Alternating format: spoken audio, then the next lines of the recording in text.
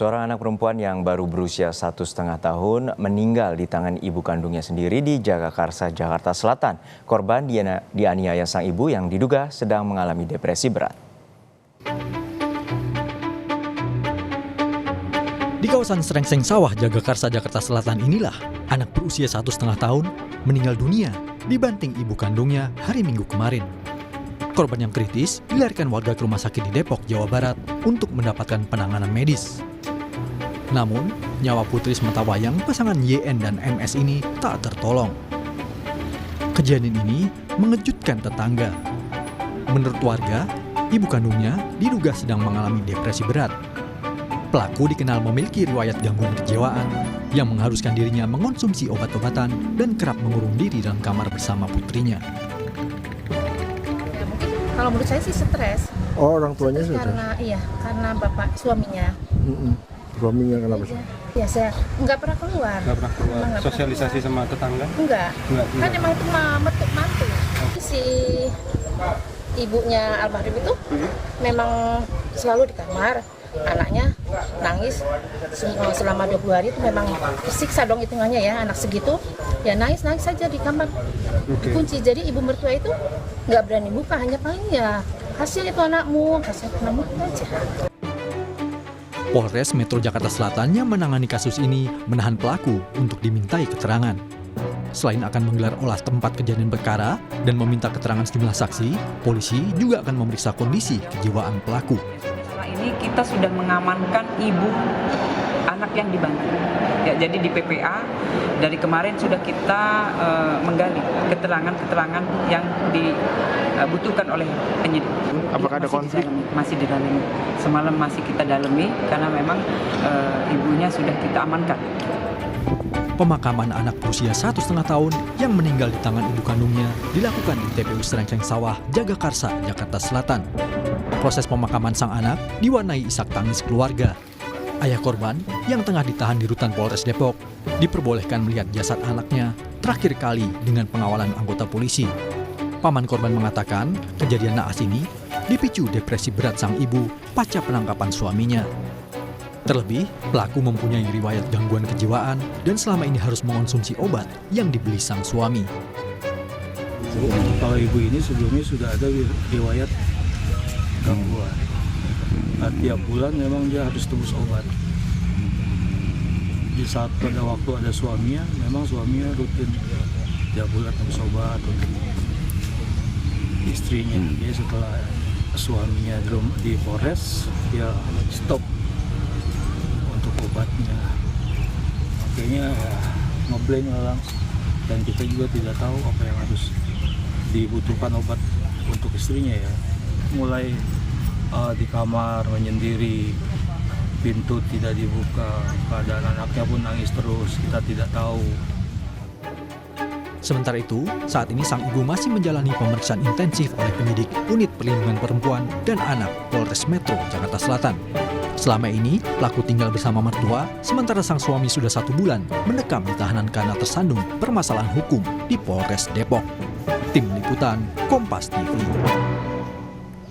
Untuk mengetahui informasi terkini kita sapa jurnalis Kompas TV Audrey Zevanya di Polres Metro Jakarta Selatan. Audrey, hingga saat ini bagaimana perkembangan dan pemeriksaan dari penanganan kasus dugaan penganiayaan sang ibu hingga atau menewaskan anaknya sendiri yang berusia 1,5 tahun?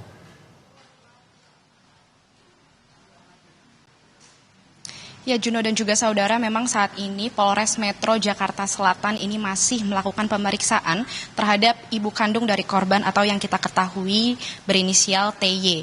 Kita ketahui memang TY ini diduga memiliki gangguan psikologis sehingga Polres Metro Jakarta Selatan ini membawa TY ke Rumah Sakit Polri Kramat Jati untuk dilakukan pemeriksaan lebih lanjut. Apakah memang TY ini memang memiliki gangguan psikologis.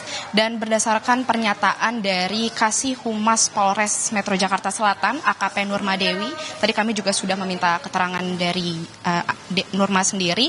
Saat ini tempat kejadian sudah diamankan oleh pihak kepolisian dan memang sudah dilakukan juga olah TKP terkait kejadian tersebut.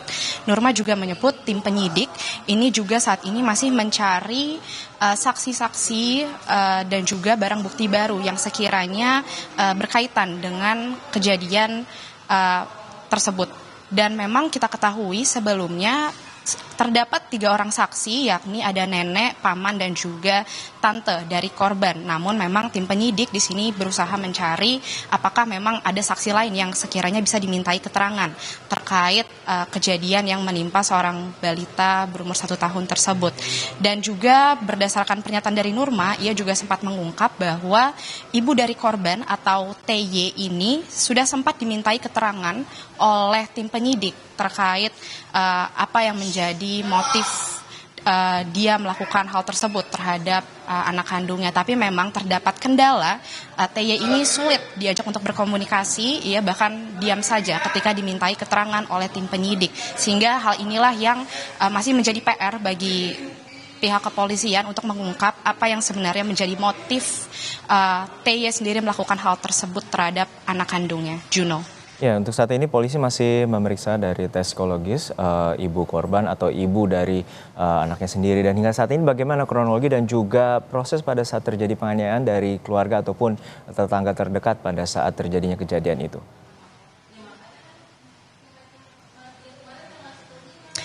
Ya, memang terkait kronologi atau kejadian, kita ketahui memang kejadian itu terjadi di teras rumah korban, di mana TY sedang bersama anaknya dan tidak disangka ia melakukan aniaya terhadap anak balitanya sendiri yang masih berumur 1 tahun tersebut. Dan pada saat kejadian tersebut, 3 orang saksi, ada paman, tante, dan juga ada nenek dari korban yang melihat kejadian tersebut dan segera memberhentikan aksi yang dilakukan oleh TY tersebut. Dan ketika melihat korban ini segera dilarikan ke rumah sakit terdekat oleh pihak keluarga. Namun sayangnya memang anak balita tersebut atau yang berinisial AK ini tidak bisa diselamatkan. Dan memang jika kita berbicara terkait gangguan jiwa atau psikologis dari ibu TY ini, memang diketahui pihak keluarga, nenek yang kita ketahui sebagai nenek dari korban ini mengkonfirmasi bahwa TY ini diduga memiliki gangguan psikologis. Dan juga berdasarkan pernyataan dari Kasih Humas Polres Jakarta Selatan AKP Nurma Dewi dan juga berdasarkan kesaksian dari beberapa tetangga dan kerabat, memang TY ini dikatakan memiliki masalah di latar belakang keluarganya. Diketahui suami dari TY ini merupakan seorang tersangka atas kasus penggelapan yang dimana saat ini juga sedang ditahan di Polres Metro Depok. Sehingga hal inilah yang diduga membuat TY yang sebelumnya sudah memiliki gangguan psikologis ini diduga mengalami depresi terkait hal tersebut. Juno. Baik, kita nantikan bagaimana pengusutan dari kasus ini. Terima kasih atas laporan lengkap Anda, jurnalis Kompas TV Audrey Zivanya dari Polres Metro Jakarta Selatan.